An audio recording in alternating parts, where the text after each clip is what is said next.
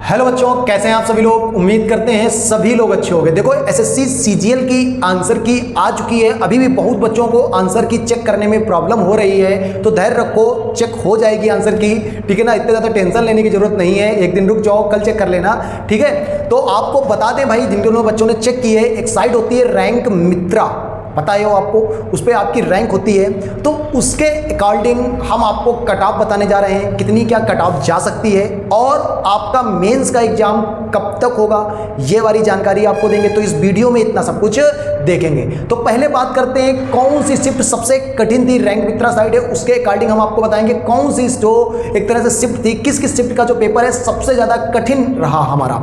तो अगर हम बात करते हैं जिसका भी 17 सितंबर 2024 में जिसका पेपर हुआ था, सबसे कठिन शिफ्ट यही थी। 17 सितंबर 2024 की शाम वाली शिफ्ट, यानी कि 4 PM से लेकर 4 PM से 5 PM तक जिसका पेपर था, 4 PM से 5 PM तक शाम वाली शिफ्ट को यह सबसे कठिन शिफ्ट मानी गई है 17 सितंबर की 2024 में 4 PM से 5 PM वाली। इसके बाद अगर हम बात करते हैं 18 सितंबर की, सेकंड जो कठिन शिफ्ट थी 18 सितंबर 2024 की, सेम वही 4 से 5 वाली, 4 से 5 वाली यानी कि शाम वाली शिफ्ट थी।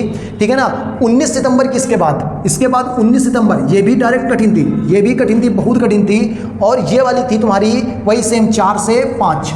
इसके बाद आगे अगर बात करते हैं हम लोग 19 के बाद 10 सितंबर की जो तुम्हारी शिफ्ट थी 10 सितंबर 2024 की, 4 से तुम्हारी 10 सितंबर 2024 की जो शिफ्ट थी 9 से 10 वाली।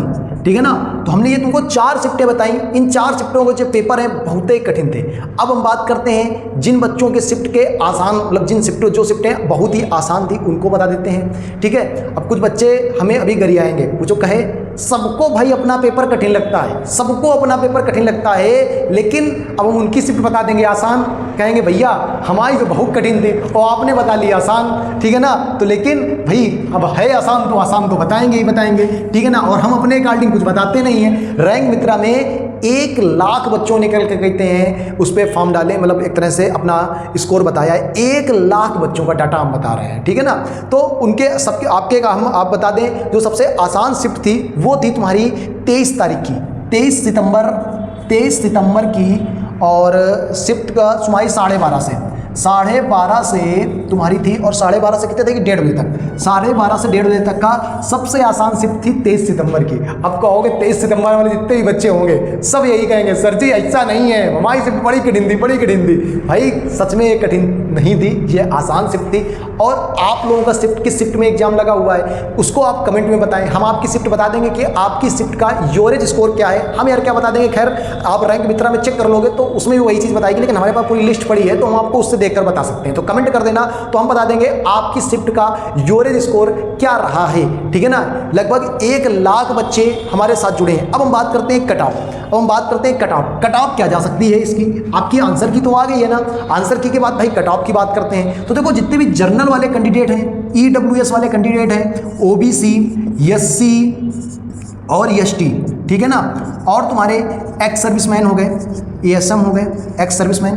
ठीक है, इन लोगों की कट ऑफ की बात करें हम लोग। ठीक है, तो जर्नल की कट ऑफ लगभग जाकर 130 नंबर के आसपास रहेगी। अच्छा 130। अब देखो, अब बात करते हैं, 23 सितंबर वाली शिफ्ट बताई सबसे सरल थी। ठीक है ना। तो इसका एवरेज स्कोर तो बहुत ज़्यादा गया है। ठीक है, एवरेज स्कोर तो बहुत ज़्यादा गया, तो इनको नॉर्मलाइजेशन में उनके नंबर कम भी हो सकते हैं। ठीक है ना। और जो हमने शिफ्ट बताई कठिन, उनके बहुत कम है तो उनको नॉर्मलाइजेशन में बहुत ज़्यादा नंबर मिल सकते हैं। ठीक है ना। तो 130 तक आ रहे हो तो आप सेफ जोन पर हो। ठीक है ना।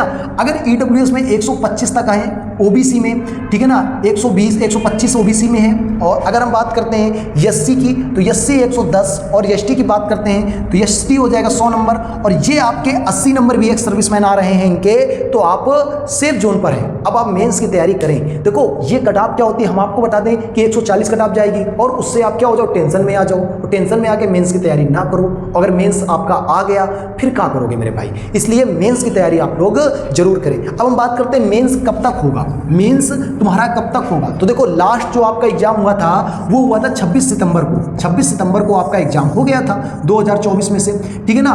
तो इतिहास गवाह है, 2021 उठा लो, 22 उठा लो, 23 उठा लो, कि सारा इतिहास गवाह है कि तुम्हारा इसका जो फाइनल जो रिजल्ट आ जाता है 50 दिन के बाद आ जाता है।